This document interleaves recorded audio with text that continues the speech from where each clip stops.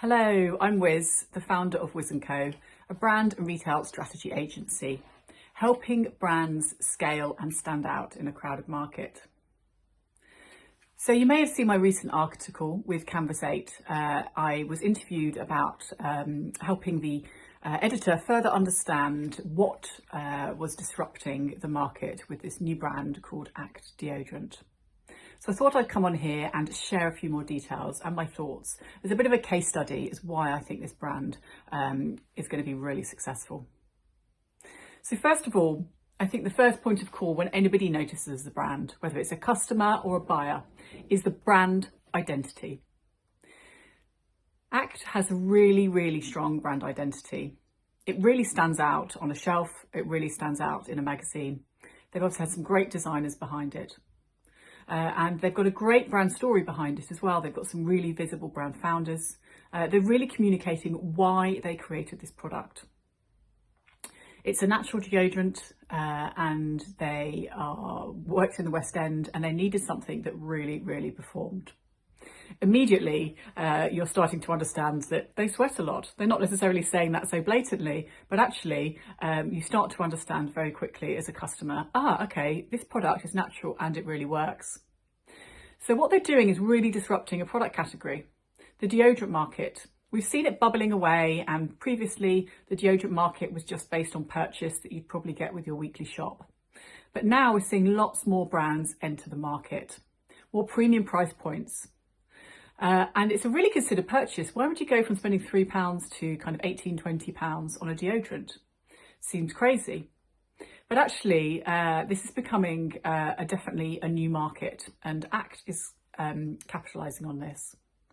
But they need to make the product feel luxury. So as well as this really strong brand identity, they have some really strong sustainability angles. So lots of people are really thinking about conscious consumerism at the moment. They're thinking about what they're purchasing and why. So lots of customers want to be more considered about the packaging from the brands that they're purchasing. So they're understanding the impact this has had on the environment.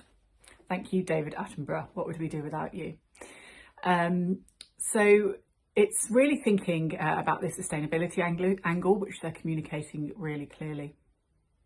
It's talking about the high performance and why it works, which is great, which is through the brand story. And they've also scented the products, so almost made it like you'd wear fragrance. So you can start to understand what these scents are. So it's more than just a deodorant that's just to stop it you sweat. It's actually thinking about wearing this as a fragrance. They've also capitalised on some recent trends as well, or trends or movements I usually like to call them, because actually these movements start to bubble along. They've certainly been inspired by skincare and well-being. So they've really talked about the ingredients in their products, been really transparent about that, which is something that's been happening in skincare for some time. And also they've created an amazing application process. So almost created the application as a ritual. So we've been seeing a lot more, I suppose, holistic well-being coming through and being much more apparent in 2020. And so there's a lot of this, I suppose, Eastern influence. So they've created a gua sha tool, which is traditionally a facial and body care device. So it's either made of sometimes a stone or metal. And this is an application process. So it's really about your well-being as well.